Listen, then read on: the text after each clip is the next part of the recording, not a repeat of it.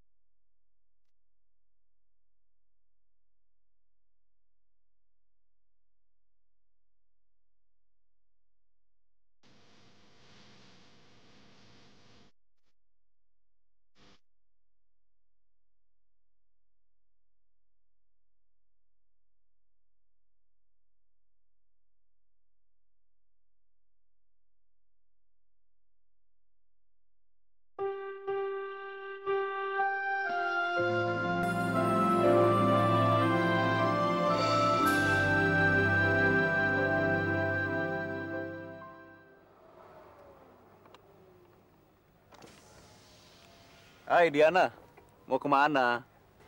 Ada urusan apa kamu ke sini? Kebetulan saya habis nengok pasien, rumahnya di sekitar sini. Jadi ya, saya coba-coba cari kamu. Dan ternyata nasib saya memang mujur. Bilang aja kamu tahu mobil saya masuk bengkel, terus kamu pura-pura lewat sini, iya kan? Jangan gitu dong. Ini kan cuma kebetulan aja. Yuk, ayo dong masuk.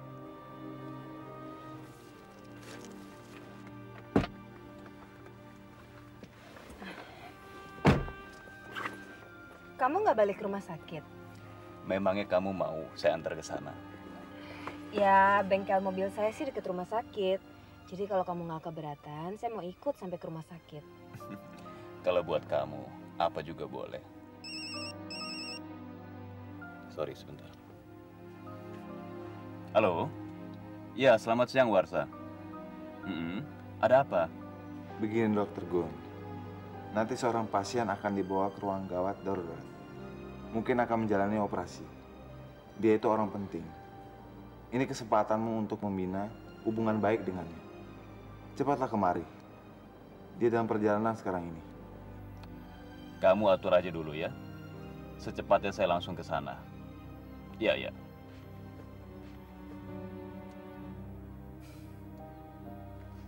Dalam 15 menit, kita sudah harus sampai di rumah sakit. Ada yang gawat ya?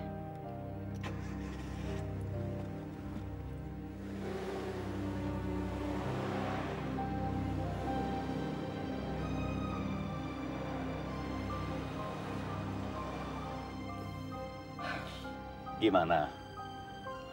Keahlian saya mengemudi samakan dengan keahlian saya di ruang bedah. Terserah deh apa kata kamu.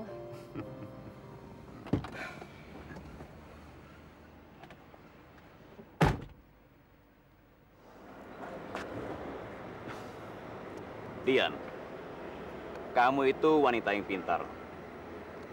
Tapi seandainya saya jadi kamu, saya pasti akan selidiki dulu kenapa Dokter Johan sampai pisah dengan istrinya.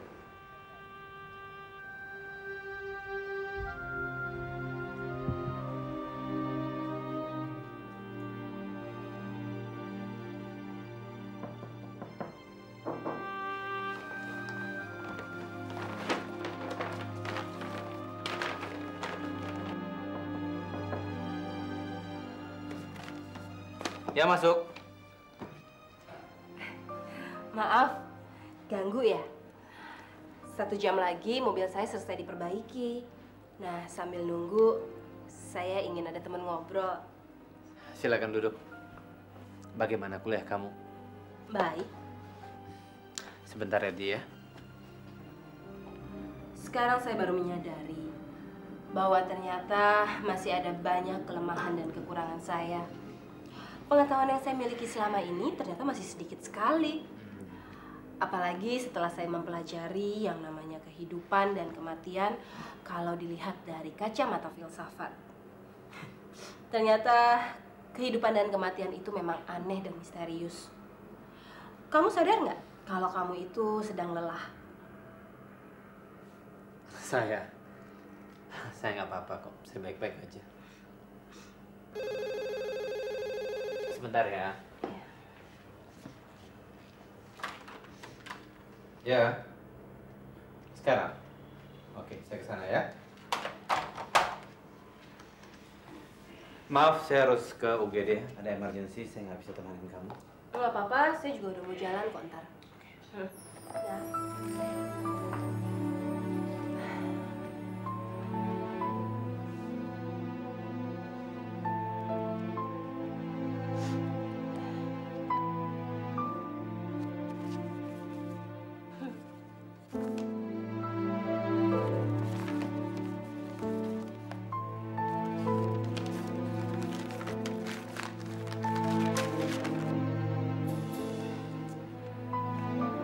Jadi Johan masih berhubungan dengan mantan istrinya. Ternyata benar apa kata Gunawan. Jangan mudah percaya pada laki-laki yang sudah pernah beristri. Edan, Sinting. Kenapa aku begitu saja termakan rayuannya? Maaf, Anda silakan tunggu di luar ya. Ya.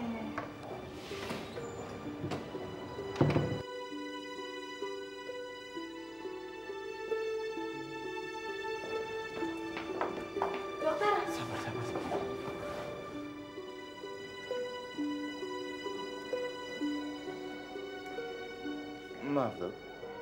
Ini tugasnya Dokter Gun. Pasien ini yang memintanya. Gimana keadaannya? Coba saya cek dulu ya. Suhu badannya cukup tinggi. Dan sepertinya perutnya sakit. Oh, coba sebentar.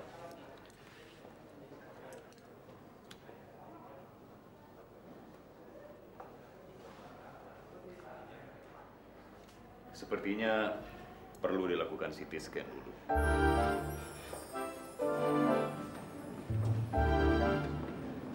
Harap para dokter dari semua bagian segera datang ke ruang gawat darurat ujung karena banyak pasien yang butuh pertolongan.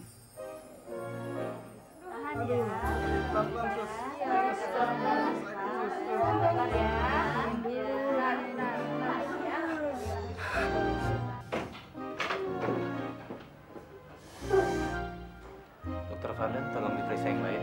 Baik. Bentar ya. Ini baru kenanya.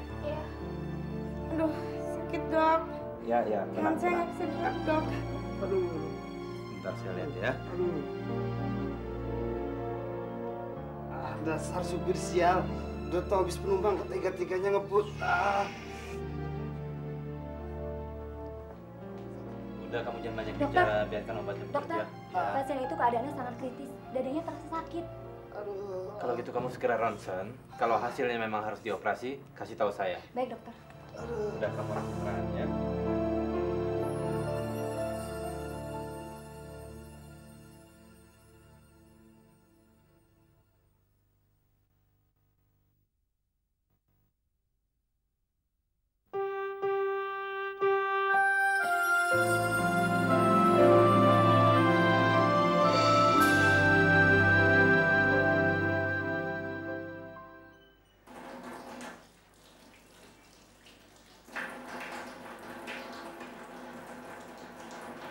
Dokter, Ya.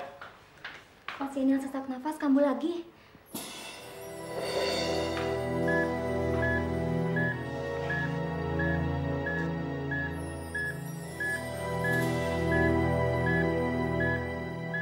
Kamu jangan mati. Kamu kamu harus bertahan hidup. Kamu harus bertahan hidup.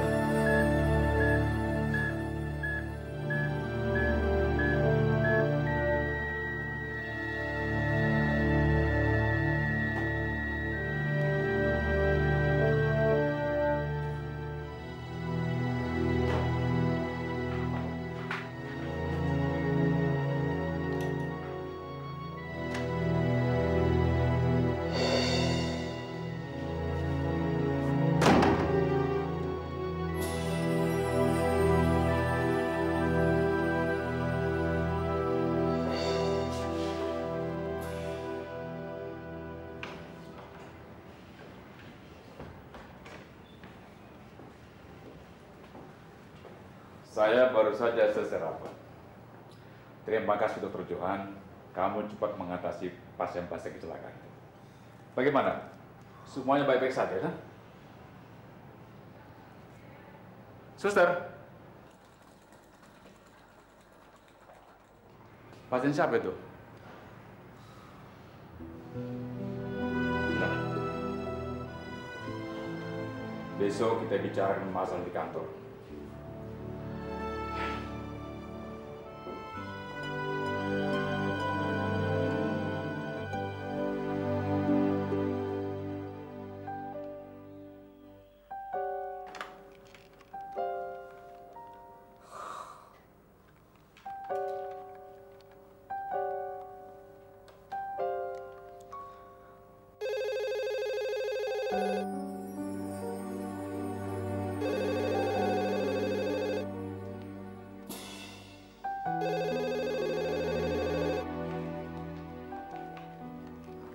Halo, Halo, Diana.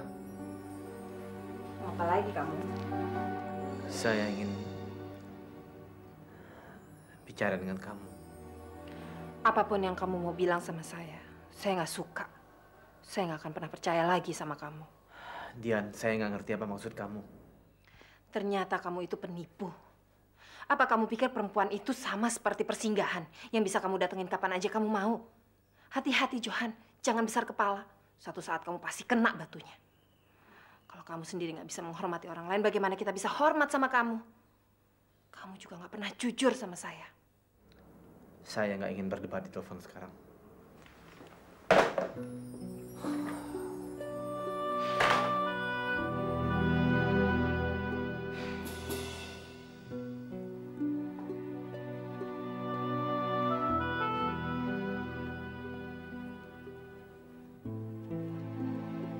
Ada apa putriku yang cantik?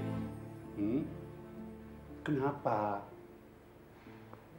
Itu tadi siapa yang nelpon? Kok berani-beraninya membuat putriku marah? Hah? Oh iya, ngomong-ngomong, Nak Johan tadi nelpon kamu nggak? Papa nggak usah sebut-sebut nama dia lagi deh. Saya nggak suka.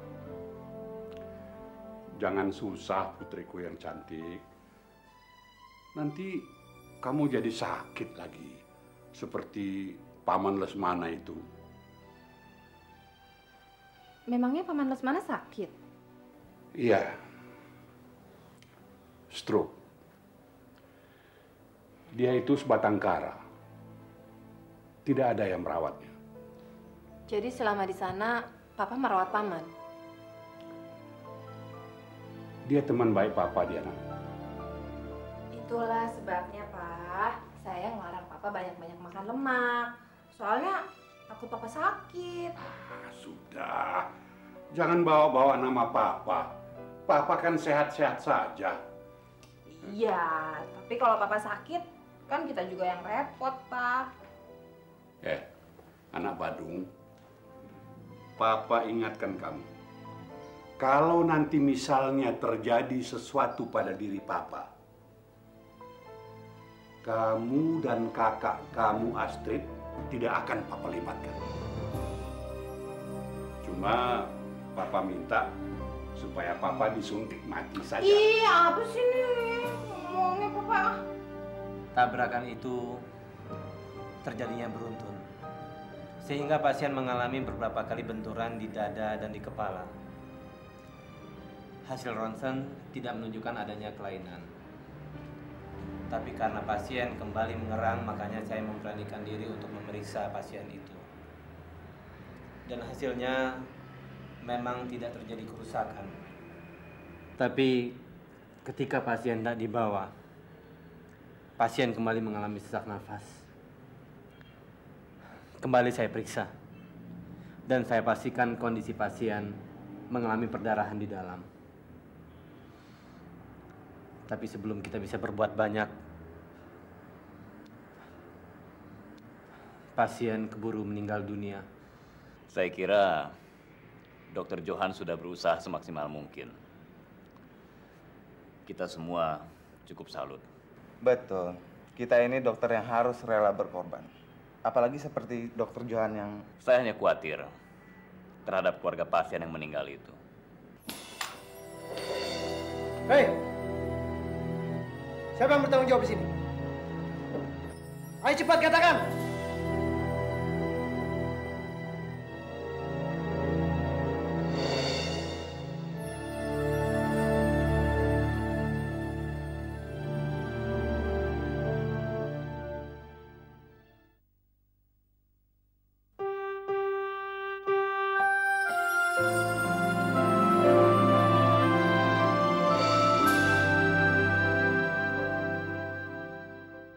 Siapa yang menyebabkan ayahku mati? Ayo jawab. Kalau tidak, kalian semua harus mati. Anda anaknya? Ya, karena itu aku datang. Menyebabkan ayahku mati, harus bertanggung jawab. Nyawa, bayar nyawa. Saya kepala rumah sakit sini. Letakkan pisau kamu itu. Mari kita bicara baik-baik. Apa? Bicara? Saya yang bertanggung jawab.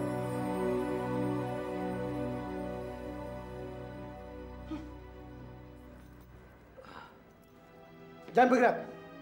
Kalau kalian masih ingin dokter ini hidup.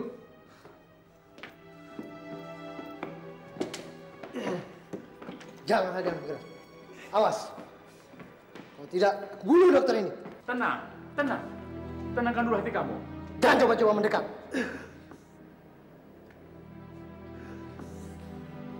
Baru saya lihat adegan seperti ini.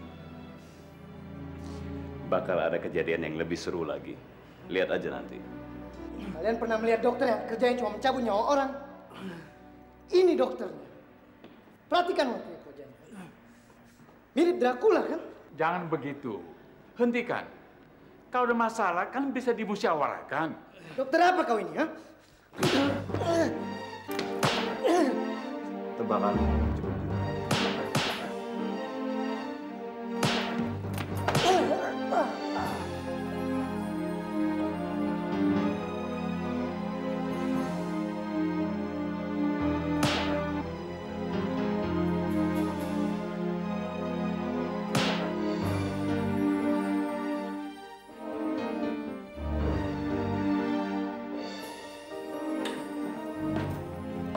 Johan.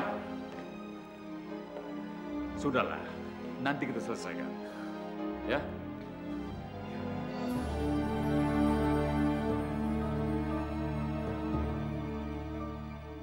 Pak, habis olahraga pagi ya? Iya. Kamu tuh sebaiknya mandi dulu supaya badanmu segar. Mendingan papa aja yang mandi duluan. Oh. Habis itu sarapan tuh udah disiapin semuanya. Oh ya?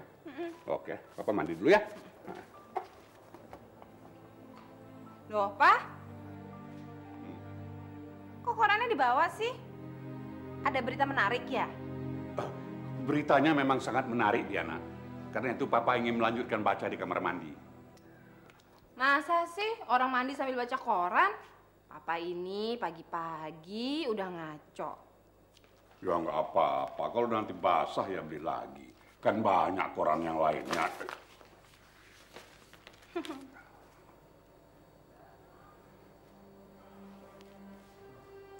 Nggak mungkin, Pak. Ini nggak mungkin, Pak. Ya itulah yang jadi pikiran papa. Dokter Johan kok membunuh. Tapi Diana, papa rasa di saat-saat seperti sekarang ini dia sangat membutuhkan perhatian kita. Saya tahu, Pak. Tapi saya nggak mau cuma dijadikan pengisi kesepian dia. Saya nggak mau dipermainkan. Kenapa wanita kok suka sekali berpikiran sempit? Pak, Johan itu belum bisa melupakan mantan istrinya. Biar dia aja ya. Halo? Gunawan. Kamu mau saya nemenin kamu sarapan? Oke, boleh. Iya deh, nanti saya ke sana ya. Yuk, bye.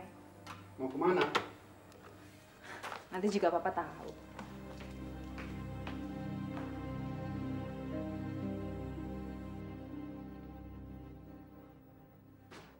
Selamat pagi, Johan. Selamat pagi, Pak Wiranto. Kerja tanpa batas itu tidak baik. Sudahlah, jangan kau hiraukan beritanya. Pak Wiranto, saya menyesal sekali, Pak Wiranto. Saya mengerti. Karir saya di bidang kedokteran sudah 10 tahun. Hal yang baik memang jarang keluar. Tapi hal yang buruk cepat sekali menyebar. Saya memang dokter yang goblok. Saya memang bodoh, Pak Wiranto. Sudah, jangan terlalu dipikir. Koran ini beroplak puluhan ribu, Pak Wiranto. Belum lagi koran-koran yang lainnya. Semua orang pasti sudah mencap saya sebagai dokter yang pembunuh. Semua rumah sakit ini pasti melihat saya sebagai dokter yang bodoh. Bagaimana saya bisa tenang? Kamu itu perlu istirahat beberapa hari untuk ketenangan. Masalah pembedahan biar saya ngatur, oke?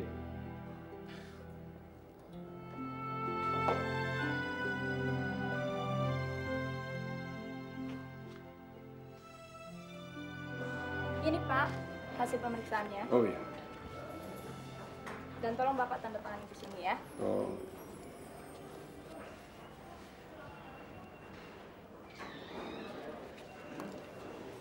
Daftar dan penjelasannya ada di dalam dan harap Bapak benar-benar perhatikan ya. Terima kasih. Ya.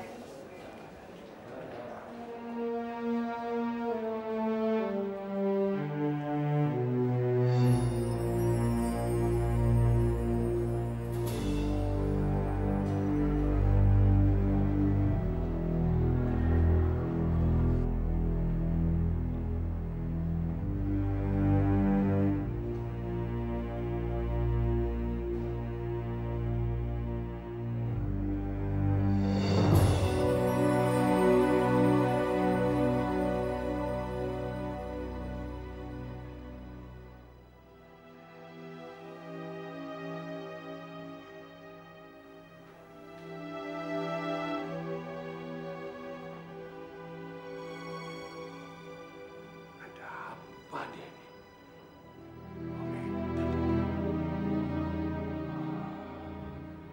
Iya, iya.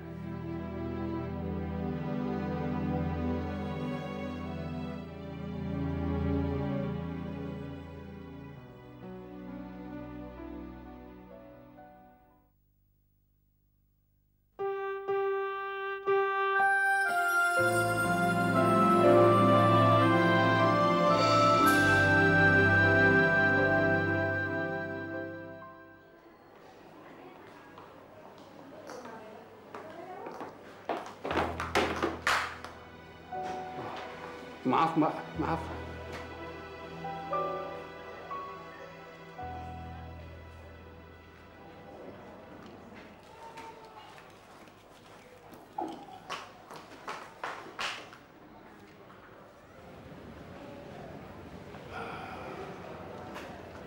Paman, ada apa? Enggak. Itu perempuan kok kelihatannya bingung sekali.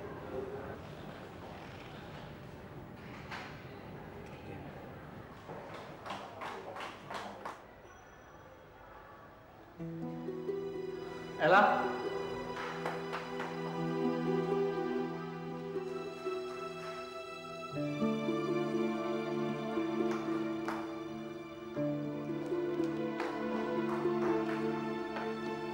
Ella? Ella?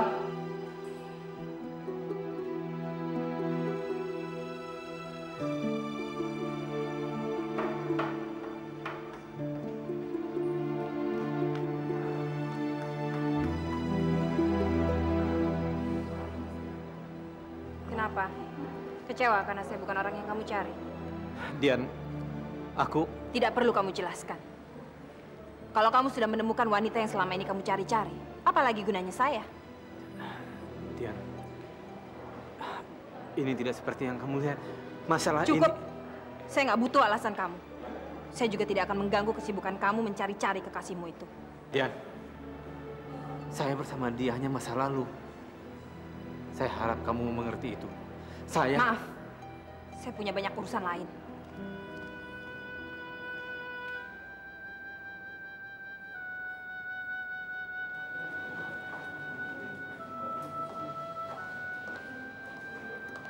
Selamat pagi, Suster. Wah, Dokter Diana. Lama nggak ketemu. Kok lesu? Banyak kesibukan ya, Dok ya? Ah, enggak juga kok. Oh iya, saya kesini mau ngambil itu loh, laporan pemeriksaan kesehatan Papa. Udah ada kan? Oh, sudah diambil, Dok. Kan Papanya sendiri yang ngambil kemarin sini. Oh iya? Iya. Ya udah kalau gitu, makasih ya. Oke, sama-sama, Dok.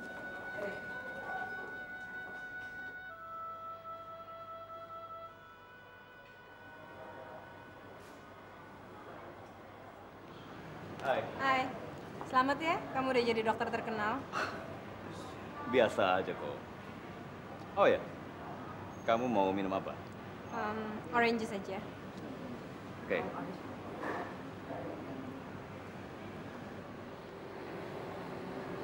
Dian, kenapa sih? Kok kamu kelihatannya muram? Masa sih? Saya... Kamu ikut sedih atas masalah yang menimpa Dr. Johan.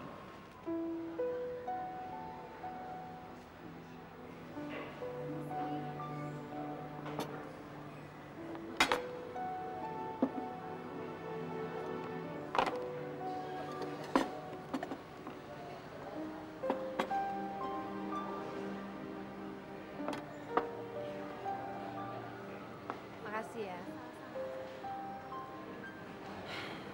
Sebenarnya Dokter Johan itu adalah dokter yang handal. Yang terjadi sekarang ini benar-benar di luar dugaan. Itu pasti. Karena dia sangat teliti. Itu benar. Tapi mungkin pada saat itu Dr. Johan sedang tidak mujur. Di dunia ini ada hal-hal yang bisa kita duga dan ada juga yang tidak. Kewajiban seorang dokter adalah menolong pasiennya, kan? Tapi kalau seorang dokter tidak bisa menolong dirinya sendiri, apa mungkin dia bisa menolong orang lain? Maksud kamu? Dian. Kamu pasti menganggap saya egois. Tapi ketahuilah, hidup ini kejam. Banyak hal-hal yang bisa terjadi, yang bisa menghancurkan hidup kita.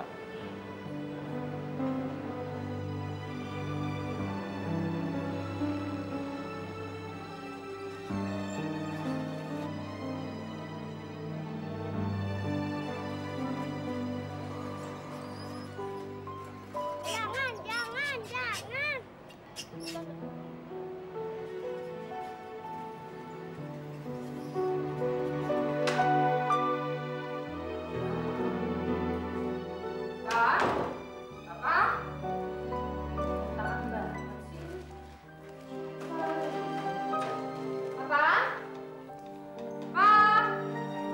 Di mana sih?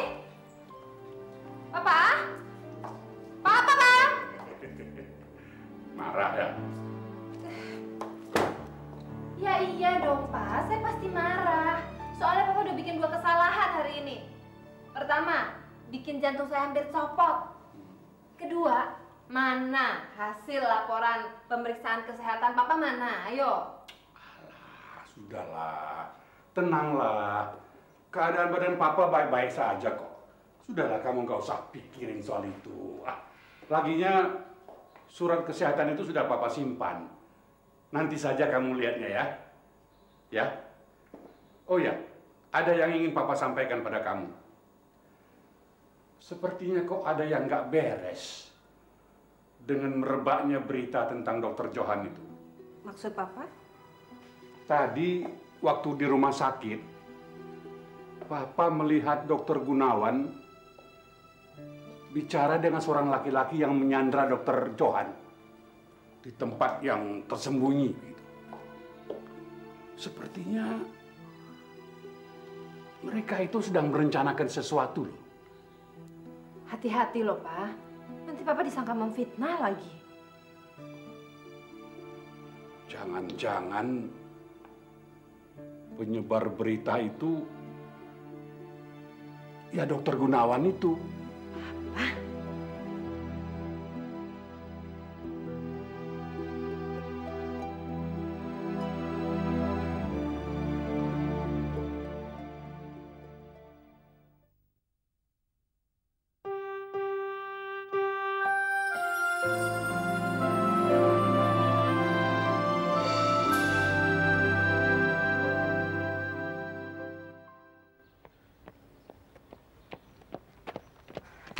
Johan, gimana dengan masalah kematian pasien di rumah sakit? Entahlah. Katanya keluarganya mau menuntut saya sebesar 50 juta. 50 juta? Besar sekali. Dan pihak rumah sakit tidak mau menanggapinya sama sekali, Dian. Tuntutan sebesar itu, menurut kamu apa nggak ada udang di balik batu? Maksud kamu? Ya, siapa tahu ada orang dalam. Mungkin ada orang yang ingin menjatuhkan saya di rumah sakit itu. Bisa jadi. Di dunia ini kan nggak ada yang nggak mungkin.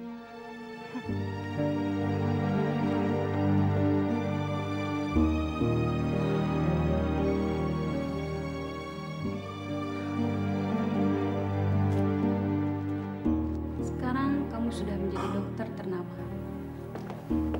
Berarti tak lama lagi kau tentu mahal.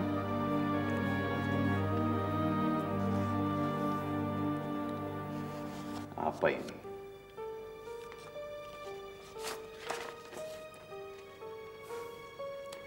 Surat rekomendasi. Rumah sakit swasta itu membutuhkan seorang kepala. Kukira kau cocok.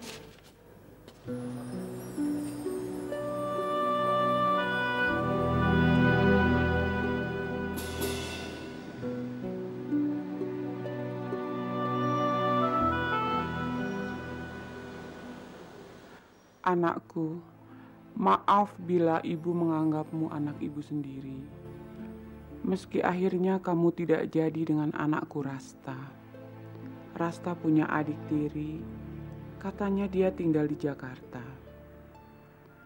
Tapi dia tidak pernah memberi kabar. Ibu hanya tahu alamatnya dari buku harian Rasta ini. Rasta punya adik tiri. Kenapa dia nggak pernah cerita? Jika kamu memang ingin membantu ibu, tolong cari adik tiri Rasta di alamat yang ibu tulis di balik foto mereka. Ceritakan tentang kepergian Rasta dan tolong berikan buku harian ini padanya.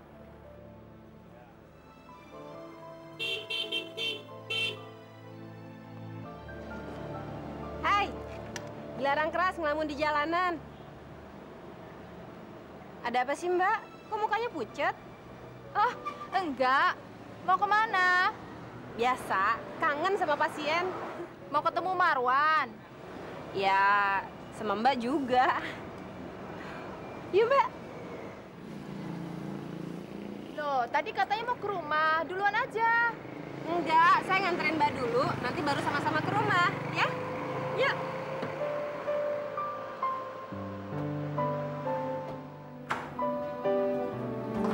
Dokter, makasih. Silakan duduk. Oh iya, ini nih. Obat ini yang biasa diminum secara rutin sama Papa. Mbak nggak usah khawatir, nggak ada efek sampingnya kok. Kalau menurut saya sih, kayaknya Mbak sangat memerlukan obat itu. Ya udah deh Mbak, saya ke bawah dulu ya, mau nemuin Marwan. Makasih obatnya ya. Dadah.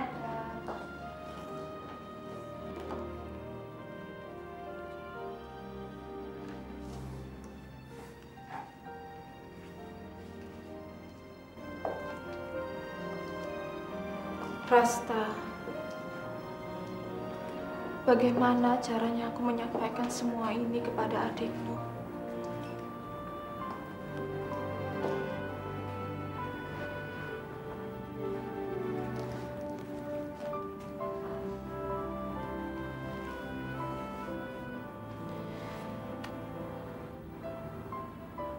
Semua ini gara-gara aku.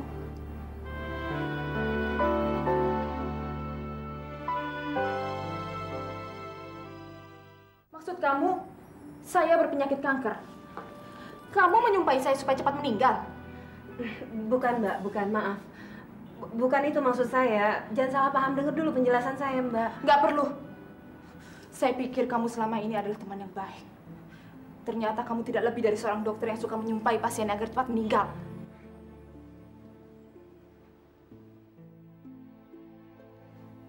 Ya Tuhan, apakah nanti anakku lahir dengan selamat? Apakah aku sempat merawatnya? Pantas kamu tidak bisa melupakannya. Dia memang cantik. Kamu akan menyebarkan foto-foto ini untuk menemukan dia kembali. Saya nggak tahu harus bagaimana lagi, Paman. Kamu masih mencintainya? Tadi Papa sudah janji sama Nak Johan. Papa suruh nanti malam datang kemari untuk makan bersama di sini. Ngapain sih, Pak? Memangnya saya nggak bisa nemenin Papa?